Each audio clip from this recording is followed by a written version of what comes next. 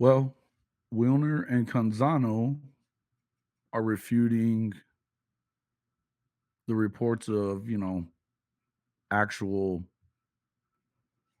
believable journalists. So I guess it's true. The Pac 12 is dead. Let's talk about it.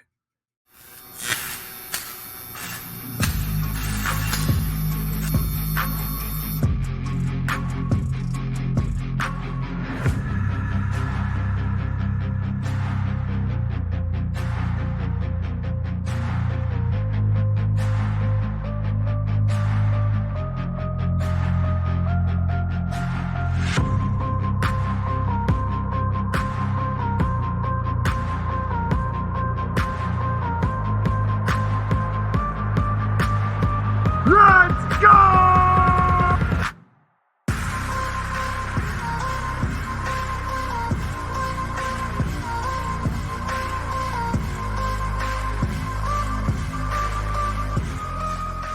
Welcome back to the Hall of Fame College Football Podcast. I'm your host, Jason Watkins. And if you love college football, you're definitely in the right place. So before you forget, smash that red subscriber button, like our videos, and don't forget to ring the bell so you don't miss one moment of the Hall of Fame College Football Podcast. Yeah. So we're getting a lot of reports the last few days that are sounding like a lot of the reports from the last few months about the Pac 12 conference being still very close to a deal that's going to rival or be very close to the Big 12's television deal, which means that you will have a still alive and functioning Pac 12 conference when football gets underway in 2024. What it really means, they're dead. So, if the Pac 12 is now dead, let's look ahead. Let's look ahead and prognosticate just a few of the things that are going to happen for the remaining teams in the Pac 12 currently. Where will they land? And what will the rest of the college football landscape look like what happens when the new Big Ten deal? So, what will it look like in 2031 after there has been a new deal struck in the all powerful Big Ten? I think it's pretty safe to say that when the smoke all clears and they announce their quote unquote deal over there at the Pac 12, the four corner schools, and this might be safe to say actually, but I guess it kind of depends on what the old Utes are. They may choose the Mountain West over the Big 12, but the four corner schools who have been in talks, according to, how do I put this? Two trusted sources of news in The Athletic and CBS Sports. Both are reporting that the four corner schools, Arizona, Arizona State, Colorado, and Utah, albeit Utah in earnest, have been negotiating with Brett Yormark and the Big 12. Brett Yormark, the new commissioner, who in just a short 8 months has completely lapped George Kliavkoff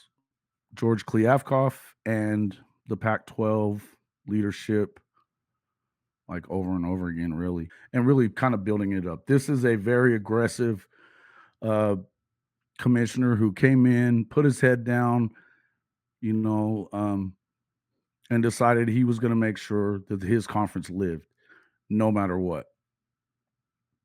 He gave opportunities to the Pac-12 to live as well. Sticking an olive branch out there to possibly join up with the Big 12 as a merger. That was poo-pooed by Kliavkoff and his conference presidents, who continue to believe that they are so much better than the Big 12. It's fun. This is fun. But the hesitance of Utah in particular, despite the fact that it appears it's their only choice, kind of makes it fun to dance on their grave a little bit. I got to tell you. And even some of the schools who want to sit there and act like they are so much better than the Big 12, when in theory, that may have been right a couple of years ago. But just this last year, even the teams that are just remaining in the Big 12, not even Oklahoma and Texas, their games were watched by more people than those watching Pac 12 football. In fact, even USC and UCLA, which was the highest rated conference game for the Pac 12, it only tied the game between TCU and Baylor. So 4.35 million watches. And they were all by themselves. That nobody else was really on to take away viewers. It's kind of a weird thing. What would it take for Oregon and Washington to join the Big 12? Pretty much it looks like that's probably not going to happen. I would guess that you're more than likely going to see those four corners commit sooner than later. And it sounds like even if you just had two, according to the reports that you're getting out of the Athletic, even if you just got one or two to fall, you're probably going to see the rest of the four corners go ahead and fall in line as well. I would feel like, the easy one to pick off at this point is going to be Arizona, them and Arizona State. If one goes, the other does. But Arizona appears to be the team, the program, the school that is the closest to jumping ship. Um, they're the best. So one of the things that you're seeing out of the aggressive Brett Yormark is a hint at pulling basketball out on its own. By the time it's time to renegotiate the Big 12's deal again, having it be its own entity, the basketball in the conference, selling that on its own, which is a smart idea. Arizona being a big basketball school, a true blue blood in terms of championships and prestige within the program, will surely fit very well with the best basketball league in the country, the Big 12. I would tell you that it's almost for sure done. Now, what does that mean for the four corner schools? I think it means a lot for them in view of the fact that if you look at, as I said, Arizona and Arizona State, they do have young coaches that are up and coming in the game. You can see them coming in and probably, if they don't compete immediately, definitely competing soon. You have two coaches in there that look like they should do very well.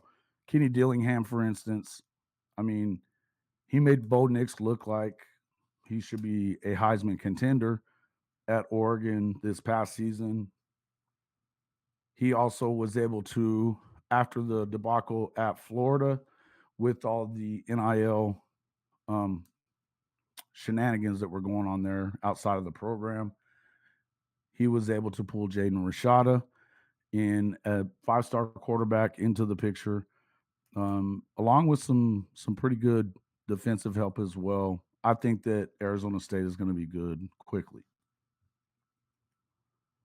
Then, of course, you would have Utah, who again they would begrudgingly join the Big 12. Um, if you're listening to the fans and even their athletic director about, oh my gosh, the this problem is it's the academics are so bad in the Big 12. Obviously, you have some great academic schools out on the West Coast. I would tell you that it's very much overplayed what the difference would be for those schools that are now AAU research schools like Utah. Playing in the Big 12 is not going to keep them from being able to do research with Stanford and Cal. One thing has nothing to do with the other. In any event, it is a begrudging that they'll leave. They're gonna end up in that what do they call it? The truck stock conference. You know, go Buckies, go Buckies, go Buckies. All right, but they would eventually. I mean, listen, if Utah comes in, they are immediately a contender in this conference. They would make the conference considerably better, and then you also have another marquee. Immediately, you have a marquee matchup rivalry to sell in the Holy War between the Utes and Big Brother, maybe Little Brother. I don't know. You guys let me know. BYU. Um, that's a big that would sell huge in that division. They are already BYU has already played Baylor the last 2 seasons. The next 2 seasons, Utah was supposed to be playing Baylor as well. In fact, they play on September the 9th, I believe, this year in Waco. So that's another one of those possible rivalries you can rekindle there. You'll see a UCF squad that fancies themselves national title contenders. They even claim one from a couple of years ago. The NCAA somehow said that they could claim it. You're never going to get that from me, UCF. But anyway, the I could see that becoming a nice little rivalry between them as well. I think that anytime that you have a team that's won conference titles coming into your, especially back to back titles as they have, beating USC, people like that, everybody's going to put a target on their back.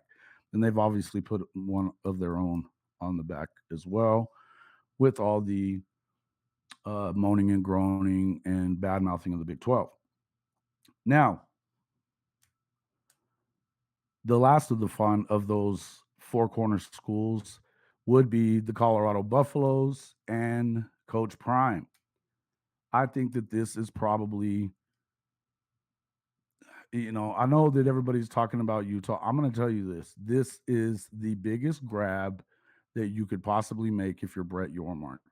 And let me tell you why. Because you're Brett Yormark.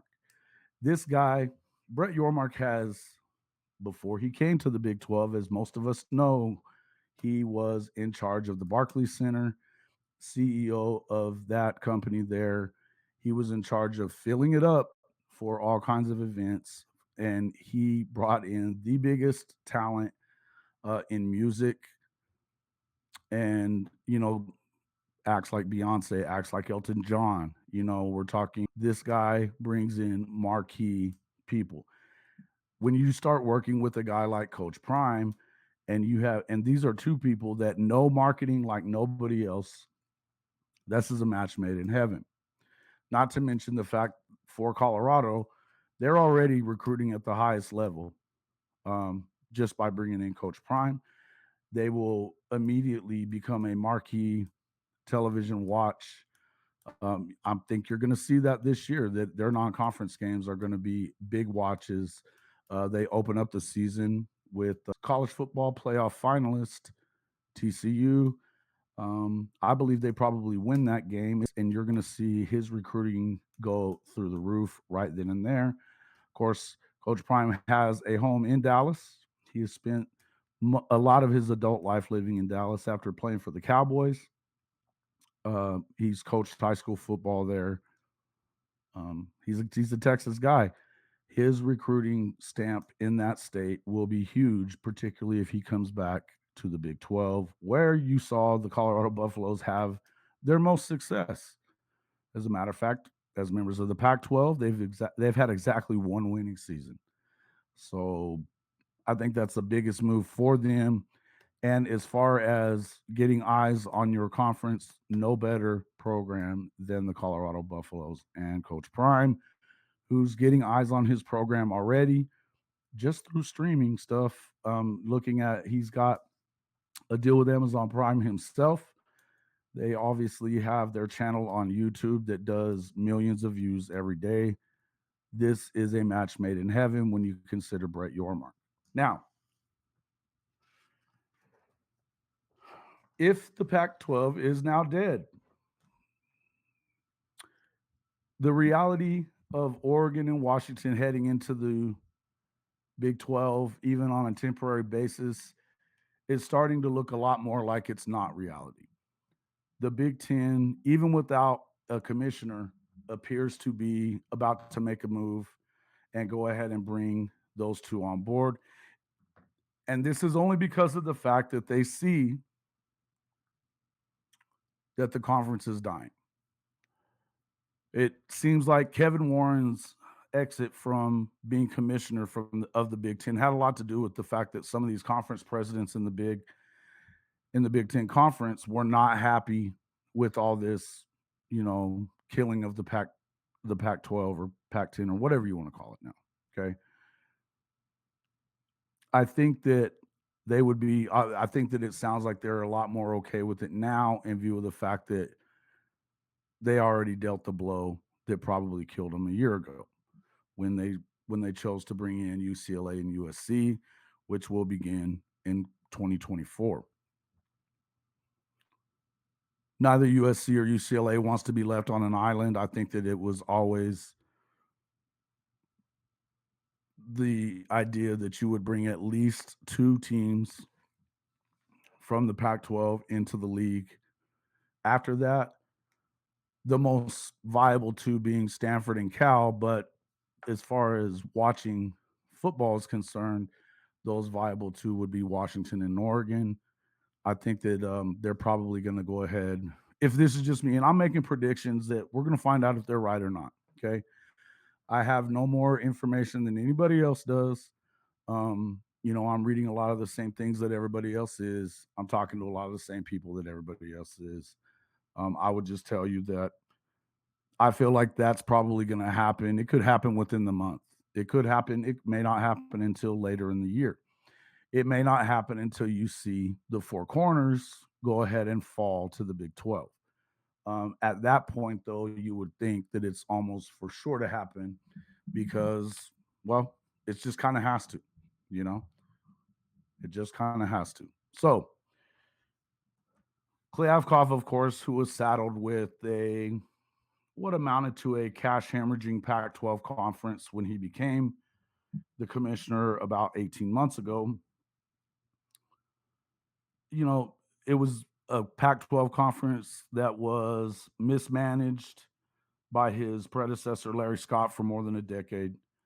But Klyavkov himself has proven to be pretty much out of his depth at bringing it back on around. Um, he's had multiple opportunities that you probably could have switched places with the Big 12. Um, the first one being when it was announced that Oklahoma and Texas would be joining the SEC. Um, Obviously, now it's in 2024. There was an opportunity to get any number of Big 12 schools, but the minimum being four, and those that I know of being TCU, Texas Tech, Oklahoma State, and Baylor. And they turned their nose up at it, immediately turned their nose up at that.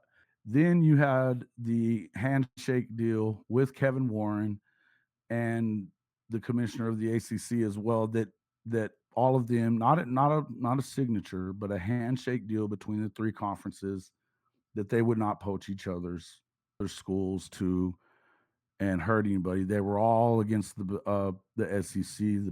Lo and behold, less than 9 months later, USC and UCLA are poached by the Big Ten. Go figure. Don't get a signature. There's another misstep. Okay. You also he had other options of steering that Pac-12 ship out of dangerous waters. Of course, obviously not agreeing to the merger that Brett Yormark had proposed. After that all happened, when USC and UCLA chose to be jumping to the Big Ten, they still turned down the merger. And he continued to lob grenades he said that it was the Big 12 lobbing grenades at their conference, but in actuality, rather than going after the Big 10 for poaching his school and lying to him the way that Kevin Warren did, they chose rather to attack the Big 12 at every turn. So making it adversarial there. I mean, the list goes on. You also had, obviously they had their opportunity to come to a deal. They didn't. 3 months later, right after when they didn't come to the deal, then you had the Big 12 jump ahead and get their deal of 31 million, which probably could have been the deal for Klyavkov and his guys, but it didn't turn out that way. So now you have very little interest in the product, um, other than on a streaming deal, and it looks like and even now, if you wanted to bump up these numbers, it seems like you would have already added schools, whether it be from the Mountain West, which you've heard a lot about, the SMU, San Diego State. I've heard UNLV. I've heard Boise State. I've heard Fresno State. They don't seem to want Boise so much. But they haven't made any additions. And especially when you feel like that would probably maybe drive up the numbers from ESPN and the streaming partners. But then again, maybe not. If they're not moving the needle, it is what it is. Apparently, he's still unable to talk presidents of the conference into anything. So that seems to be the reason why it's not going through. Now, back to Brett Yormark. Expansion, of course, to him would have to be additive, not dilutive. He said that a bunch of times. That's a direct quote from him. He is also in deep discussions with Gonzaga about becoming a basketball only entrant into the according to The Athletic, about becoming a basketball only entrant into the Big 12. Again, that is kind of following what we're hearing from him about the hints about possibly breaking out the basketball conference, the conference's basketball uh, coverage on its own the next time the media deal comes around. But according to The Athletic, sources involved in the process indicated that Yormark wanted to clarify. He wanted clarity on the Pac-12 situation before making a move of bringing Gonzaga in. Um, Again, skipping ahead and securing that $31.7 million base for the Big 10 or for the Big 12 with ESPN and Fox definitely put him in the driver's seat.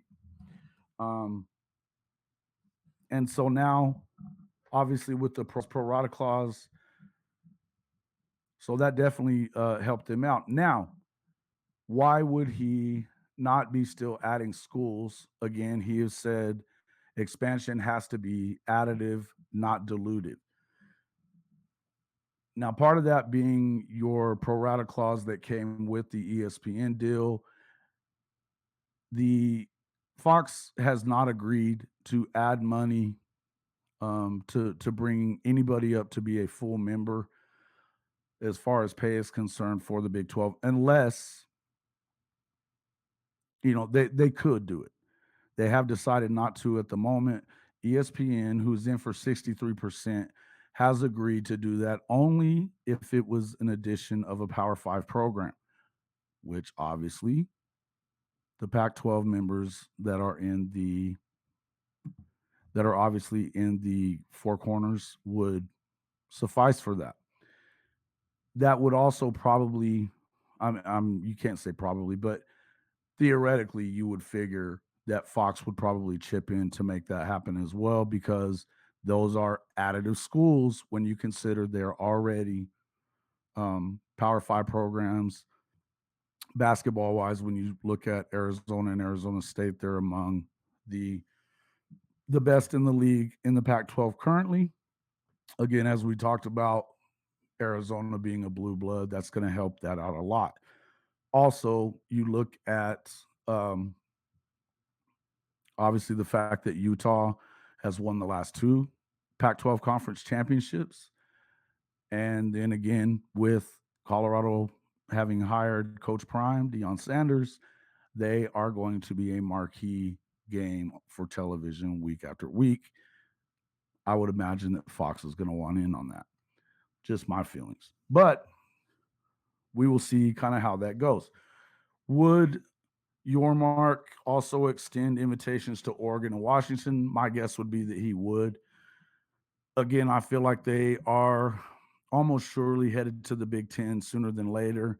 At the very least, there has been reports. I saw something from, I believe it was CBS, where Phil Knight, the obviously the owner and CEO of Nike, has agreed to basically fund both of their entrance into the Big Ten conference, or I just feel like that's probably going to happen.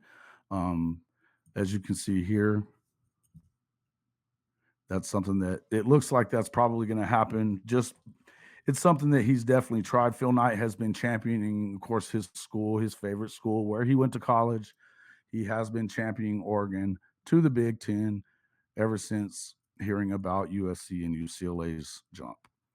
So my guess is that's going to happen. Now, if there was going to be a delay in that, I mean, would you hate it if the Big 12 let them in, even if it was for a short period of time? I wouldn't. I think that anything you can do to, and this is coming from me. I'm an Oklahoma fan, so I mean they're headed to the SEC. And it doesn't have to matter what I think here. My thought is, though, if you're Brett Yormark, anything that you can do to strengthen your league, even in the short term, is good. It's good moving forward. And possibility is, hey, they may love what they find in the Big 12, and who knows? What about Oregon and Oregon State? They seem to be the schools that are least cared about in this scenario, even though they would be, um, that would give you another couple of rivalries if you were able to bring in Washington and Oregon. Again, I don't think that's going to happen, but I don't see them really moving the needle enough to be additive. They would get their money for sure from ESPN, from the pro rata clause, but Fox wouldn't necessarily, again, pay in for anyone that they bring in. But my guess is probably less so for Washington State and Oregon State. Now, and I may have said Washington or Oregon and Oregon State a second ago. I was saying Washington State, Oregon State. I'm saying again that I believe Oregon and Washington go into the Big Ten sooner than later. What about Stanford and Cal? That is a no go. Of everybody saying no to the Big 12, whether it be joining the Pac-12 or whether it be them joining the Big 12, Stanford and Cal are guaranteed to not go. I would stake everything on that. I see them probably. I think that simply for academic sake, I could see the Big Ten making that move. I don't know how quickly they would make that move. Again, I feel like they don't want to leave USC and UCLA on an island all the time, so they could certainly put them out there. On obviously the more of the Pac-12 that you pick up on the West Coast, the better that makes it travel wise for the Trojans and Bruins. Um, and it I guess it definitely makes you stronger academically in the Big Ten, which seems to be. I don't understand how one thing has anything to do with the other. I think that they probably already do a lot of stuff with the Big Ten schools anyway. I mean, Stanford, do they really need to have a conference affiliation with you in athletics? If they ask if you want to do some research together, my guess is no. You're probably going to want to do that. Same with Cal. So just a thought though. But I guess, as I said, I feel like that's a no go. Looking ahead for the Big 12, assuming that it does add the four corner schools, is it now stabilized in the long run? Well, Yormark talking about doing that separate deal from football. I think that it could be somewhat stabilized, but let's look at it in this term. Stabilized, what is the definition of stabilized? I mean, to me, I guess it's, are you going to lose schools to the SEC or Big Ten um, in the next round of conference alignment, realignment, which there's going to be another round of it or two. Will so in order for that to not happen, right? One of the first things that you look at is, would you have a program or programs in the Big 12 conference? Would one of them become, or more of them become, one of those? Would they be able to take the place of an Oklahoma and Texas, where they come in and they become that program, that cornerstone program of your league? So right now you would have to be thinking, because they were in the national championship game this season, TCU, do they move the needle like that? I'm going to tell you no. Would Utah move the needle like that? I'm going to tell you no. Even if they go to another, I think that you would have to see them even go to a couple of playoffs and do well, and then maybe win a national title, and you still probably wouldn't. Because here's what in order to become your cornerstone school like that in the conference, Oklahoma or even Texas, a place where if you had a coach that was just amazing like that, he wants to stay for 18, 20 years. He isn't going anywhere. He's not going to take that job that pops open at Ohio State or Michigan or, you know, LSU or somewhere like that. That's what it would take for me to say that you have a fairly equal type of conference, right? Is that going to happen? Let's say Sonny Dykes does what I don't expect him to do, but let's say that TCU goes back to another college football playoff, gets deep in the college football playoff, and he again becomes one of those hot names. And let's say Ryan Day continues to do what Ryan Day's doing. They don't play defense and they don't win a national title and they kick him to the curb. Would Sonny be, if he was a candidate for that job and offered that job, would he stay at TCU? Of course he wouldn't. So no, they're not a cornerstone program. Colorado, is that a cornerstone program, particularly with Coach Prime? I would tell you no, because I'm not positive that Coach Prime stays if indeed he is able to do what a lot of people, including myself, think he'll do, and take that program to a college football playoff in the near future. I do believe he will. Whether or not he does, we'll see. But I know, in my opinion, they're going to win on that level that they will have an opportunity to get there. Right. Um, Now, that being said, if that happens and when that happens, it, I feel like this is still a coach that is probably at some point either going to end up at Florida State or will end up possibly at Alabama when Nick Saban decides to call it quits. Um, that just seems to be swirling around out there an awful lot. And if you go and you do things like what everybody's expecting him to do, what he's doing, I mean, he's recruiting the kind of kids that can compete on a national level, no doubt about it. And I mean, he's only been there a couple of months and he's doing that. After he's been there for a few years, what is that program going to look like? Chances are good enough for him to probably go and take over a job like Alabama or even a job like Florida State, which looks like they may be moving as well. No program becomes the next OU Texas in the Big 12 or even the what have you done for me lately power program like the one Dabo Sweeney built at Clemson. Um, Therefore, the next Saban, Stoops, Urban Meyer, Kirby Smart, Dabo Sweeney, which would be either, say, Joey McGuire, Dave Aranda, Sonny Dykes, Matt Campbell, or Coach Prime, if he steps into the role of premier coach, which I do believe he will.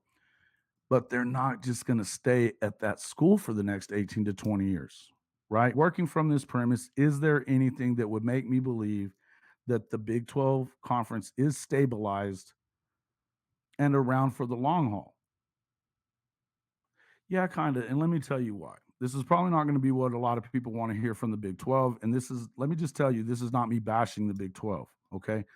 But let's call it what it is. It's just not probably ever gonna be the most powerful football conference in the country. There was a time that it was. That day has long since passed, but let me tell you why I do think that it is stabilized anyway. Because I have a real inability to see a program or a number of programs being the most sought after to leave the Big 12 and join the SEC or the Big 10. I don't see any of these programs that are in the current Big 12 being that. I think that the first ones that you're going to see leaving are going to be ACC schools, or they are at least the most sought after of those teams. And I do believe that I know the year number is 2036 for the ACC. That's still 13 years away from right now, but I do feel like that's probably going to come to a head a lot sooner than that. And I do feel like when you start looking at brand power, Florida State, Clemson, North Carolina, and Miami are much more sought after as brands for either one of those conferences than any team that you see in the Big 12, and that would include Arizona, Arizona State, Colorado, and Utah. So, did they secure their future? At least for the time being. I don't see anything happening anytime sooner than what you're going to see um, the ACC probably giving up its marquee programs. That'll come first. Then, if there needs to be, um, a lot would have to happen in order for that to not be true, in my opinion. Tell me what you think, though. Am I way off on this? You know, uh, obviously the grant of rights and the deal for the ACC. If it comes to a point that you don't see anything like that happening by 2036, yeah, chances are maybe you could. But again, I don't really see that happening. So you let me know what you think on this. I appreciate I all the banter that we've been getting back and forth in a lot of these videos. I don't claim to be always right. I seem to read the tea leaves pretty well most of the time, but let me know what you think, and we will see you on the next one. Oh, haters. This is your cue.